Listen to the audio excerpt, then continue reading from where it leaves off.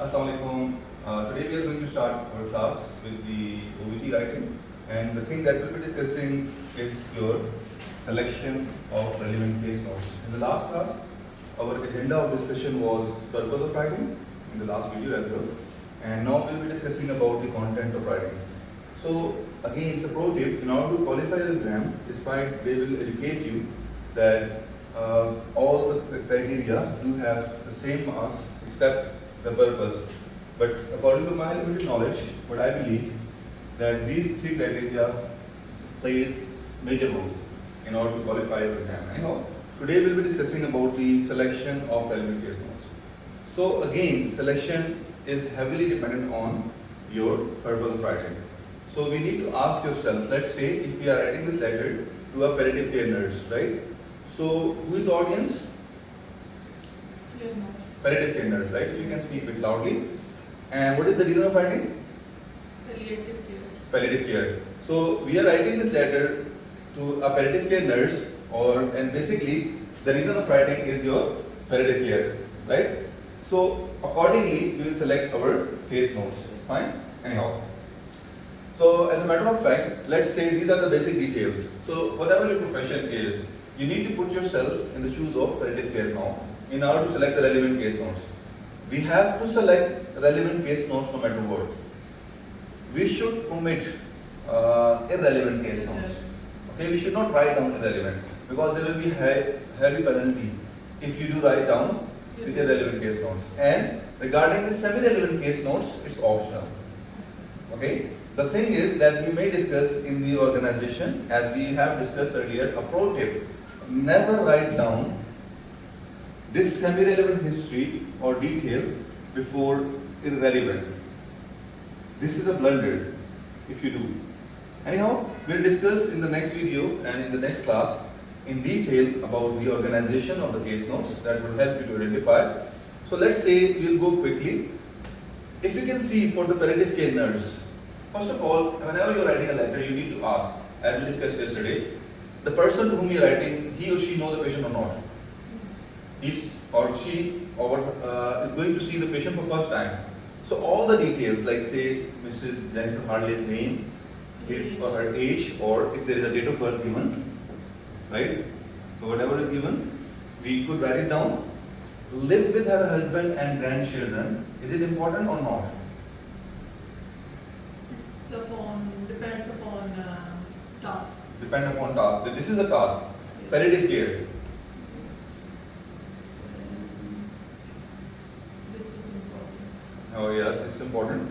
Why it's important? First of all, with reference to the home visit, the nurse is going to pay a home visit. For that reason, she must know the socio-economic structure or the family structure of the patient, right? So we should write down for the palliative care. This is an umbrella term. We have psychological, we have religious, we have dietary support, and all these things will be important in the palliative care. So the person who is going to pay a home visit, he or she must know regarding the family structure.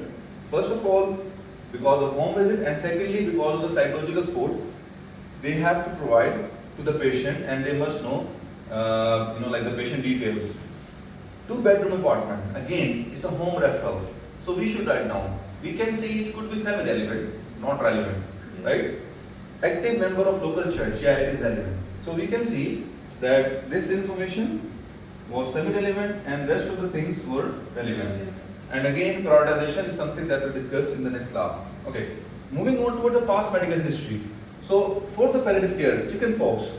In the childhood, she had chickenpox. I can write down the years over here. For example, 1985. Let's say chickenpox.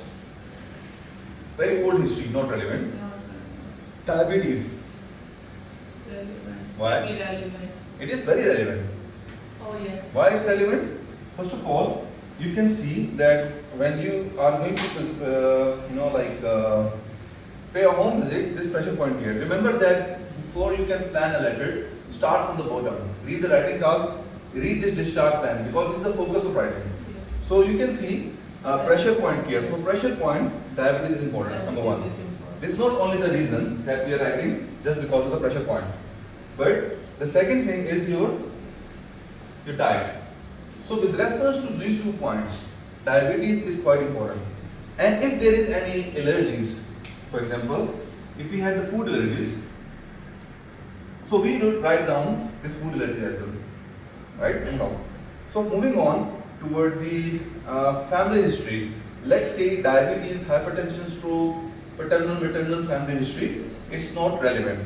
Moving on toward the patient history, like diagnosed with left breast cancer in 2004, radiotherapy followed by mastectomy, and remission of cancer in during this time, and then terminal cancer. For the palliative care nurse, is it important to mention all the details, or we have to expand this thing or not?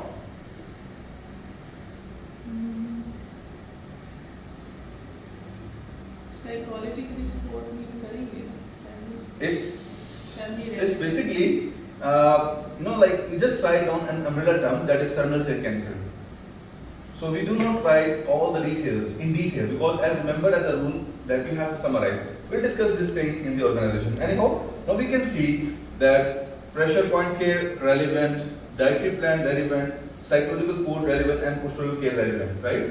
So this is a brief overview for you to understand that how would you select the case notes. So I will summarize this thing for you.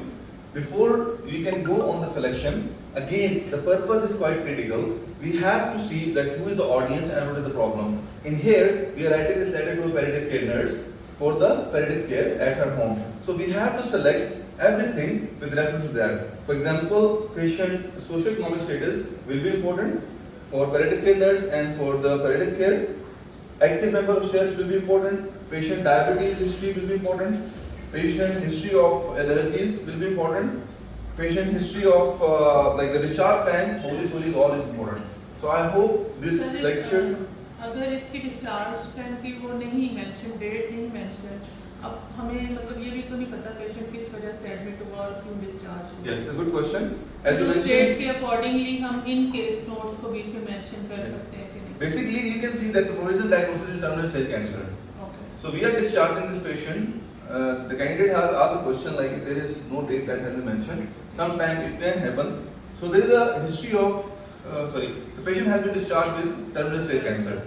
Now this is the thing that has to be followed. Sometimes we don't have the date, as I have not mentioned in the discharge plan. So we can see there might be date written with BMI. Let's say BMI, I would say it's 31, and then it's written 21 to 2000, and let's say what is the date? 16. So let's say I will write down 17. Okay, for example, or maybe 16. So this is the today's date.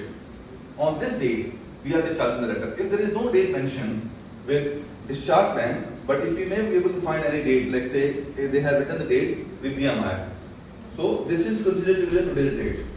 Is it clear to you? So as a matter of fact, we just have discussed about the content. If you have any question, concern, please feel free to ask me. Okay. In the next series of video, tomorrow inshallah, we'll be discussing about organization and layout. So stay tuned to have the benefit of that. Thank you very much for your time.